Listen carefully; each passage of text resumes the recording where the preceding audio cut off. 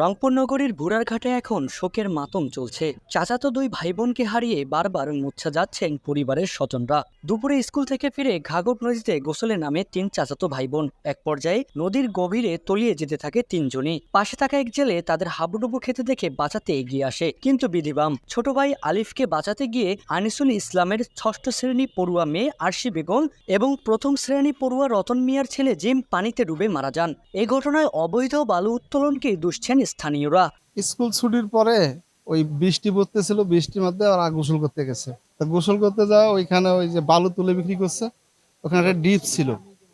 তা খেলা অবস্থায় ওরা পা পিছলে ওই গর্তের মধ্যে নামে যায়, যার ফলে ওই স্রোতের ধাক্কায় ওরা নিচে তলা যায়। তো একজন উদ্ধার হয়েছে, একটা বাচ্চা, সেটা হলো ওইখানকার যে জেলে ছিল, জেলেরা উদ্ধার করছে। আর দুইটা উদ্ধার করতে পারেনি। পরবর্তী সময় ফায়ার সার্ভিসের লোকেরা এসে উদ্ধার করছে। এটা বালু তোলার কারণে একটা পাশে বাসা, তারপরে মনে করেন যে আর বালু তুললে তো ওইখানকার বালু যে উঠে তা তো না, অনেক ফিট গভীরের বালুও উঠে। তা মনে করেন যে বালু উঠাইছে, ওই জন্য গভীরতা হয়েছে। বাচ্চারা নদীর যায় গোসল করতে, মায়েরা অনেক সময় জানে না, অনেক বাচ্চা এই যে বাচ্চাগুলো সাঁতার জানে না, আর গভীরের কারণে বাচ্চাগুলো উঠতে পায় নাই।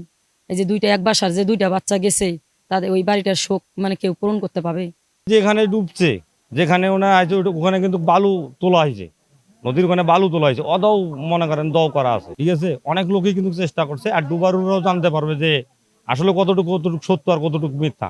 একটা নিষ্পাপ দুটা বাচ্চা মারা গেছে, তিনটা মারা যাইত, একটা জীবিত আছে, ওটাকে উদ্ধার করার পর ওটা জীবিত আছে। তাহলে এই যে আমাদের যে মনে করেন এই সমস্যাগুলো এখন আমরা কিভাবে কি করবো? এখন বাচ্চারা এখন আগে তুললে তো এত দল ছিল না। অবশ্যই বালু তোলার আমাদের ঘাঘট থেকে এটা তুলে দেওয়ার উচিত, সেটা যেই হোক, ছোট বুঝি না আর বড় বুঝি না। এই মাটি তোলা তো আগে ছিল না, আর এই তো সমান ছিল। এই সমান না থাকলে কি মরতো? হাতে পাইতো তারা। এখন আমরা পড়ে গেছি বিপদের মুখে।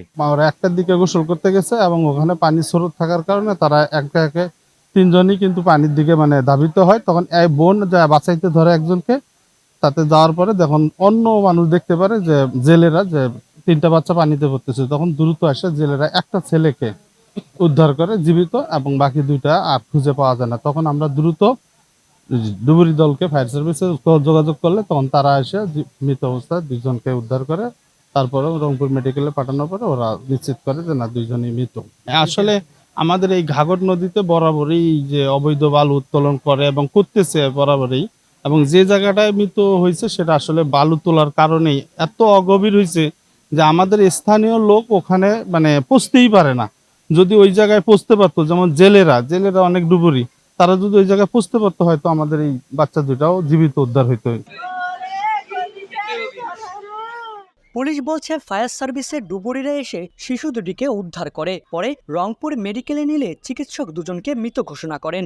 আনিসুলের তিনটা ছেলে পানিতে পড়ছিল, তার তাৎক্ষণিক ডুবুরিরা আসার পর ওরা উঠে, তারপর একটা ছেলে জীবিত পাওয়া গেছে, আর দুটো মেডিকেল হাসপাতালে নিয়ে গেছিল, ওখান থেকে ফেরত দিচ্ছে, ওখান থেকে মৃত্যু ফেরত দিয়ে দিচ্ছে। তার মধ্যে আরশি, ওর বয়স হলো 12, ও মৃত্যুবরণ করছে।